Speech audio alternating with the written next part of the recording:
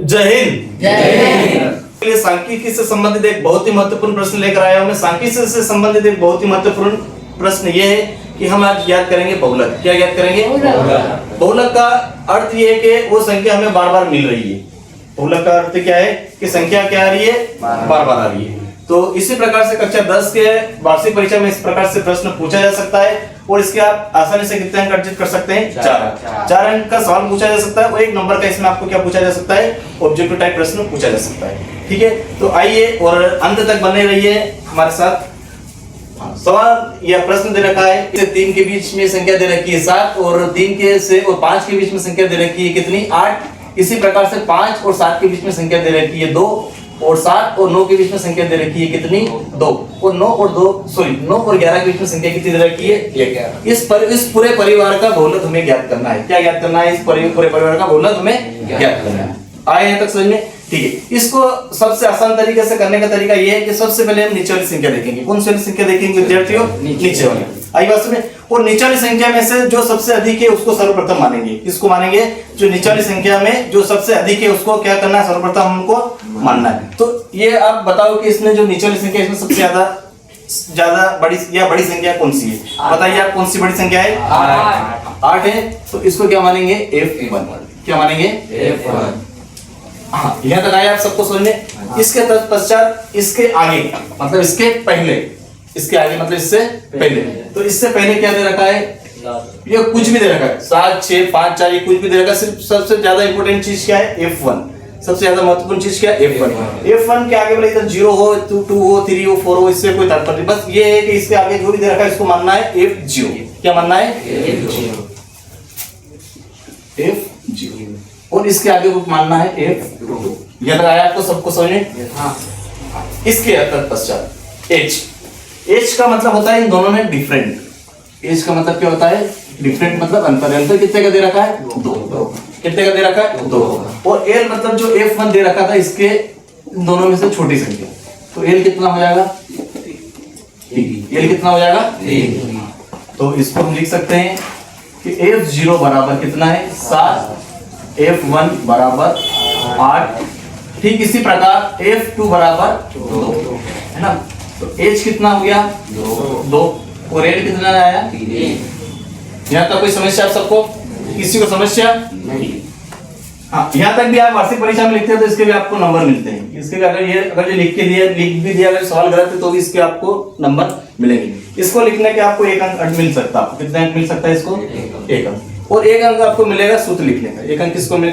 किस से प्राप्त होगा आपको? सूत्र से। तो बहुलक बराबर सूत्र हो जाएगा हमारा। क्या सूत्र हो जाएगा बताइए आप? L प्लस ब्रैकेट में F1 माइनस F0 बटे में 2F1 minus F0 very good minus F2।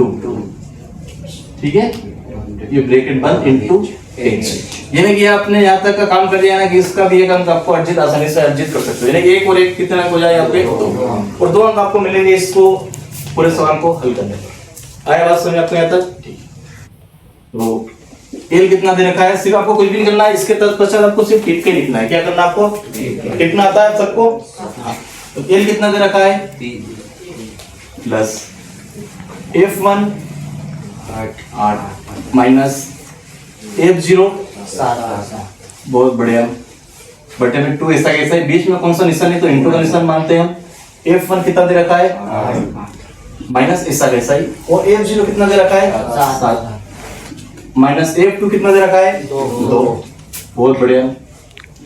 Into H कितना है? H 2 है ना। ये 3 ऐसा कैसा ही प्लस ब्रैकेट कैसा कैसा। अब 8 में से 7 जाएंगे तो 8 में से 7 जाएंगे तो 1 आएगा ना। हाँ, अब 2 का बड़ा 8 बार बोलेंगे तो 16 माइनस माइनस प्लस निशान किसका? माइनस का। तो 7 और 2 बनके कितने हो गए? इंटू 2। तो 3 प्लस 1 का गुणा 2 में करेंगे तो 2 और 16 में से 9 काटेंगे तो 7। कितना आएगा? 7 ही आएगा ना। हाँ, तो 3 तो ऐसा कैसा ही अब 7 से भाग देंगे किसमें? 2। हाँ, तो आपको यहाँ से भाग देना नहीं आता है, या आप बोलते हैं कि भाग कठिन होता है, अगर यहाँ तक भी आप छोड़ के आते हैं तो भी यहाँ तक आपको कितने अंक मिल सकते हैं इसके? आप एक सूत्र का और एक इसका, कितने अंक मिल सकते हैं आपको इसके? 3 अंक। जैसे किसी को भाग करना नहीं आया तो भी आप यहाँ से कितना अंक ला सकते हैं इसके? आप 3 अंक। अब पूरे के पूरे अंक चाहिए तो इसके लिए देखेंगे, भाग करना सीखेंगे। अब हमारे साथ आप 7 से भाग देंगे किसमें? 2। आइए सुनिए। हाँ, तो 7 बड़ा है, 2 क्या है? छोटा। तो यहाँ पे 0 बढ़ाएंगे, यहाँ 0 बढ़ाएंगे और यहाँ पे क्या लगेगा? तो 7 का बड़ा इतनी बार बोलेंगे 7 के बड़े में तो 20 आ जाए, फिर 20 से कम, तो 7 का 7, 7 दूनी 14, 7 21, 21 कितना क्या हो रहा है? ज्यादा हो रहा है, यानी कि 20 से कम कितना हो रहा है? 14। कितनी बार? 2 है ना? तो यहाँ कितना है? 14। तो 14 में से 20 जाएंगे बेटा तो 6।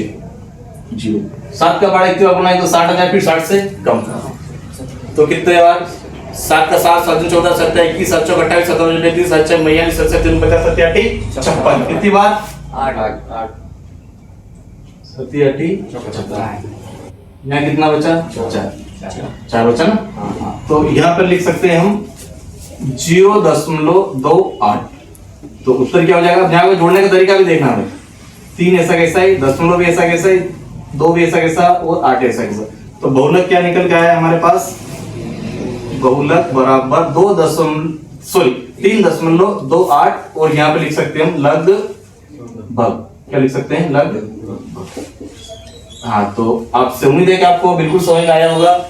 इसी प्रकार से और सवाल सीखने के लिए हमारे बने रहिए हमारे YouTube चैनल, आपका अपना YouTube channel Dharmendra Kumawat sir. जय हिंद, जय भारत।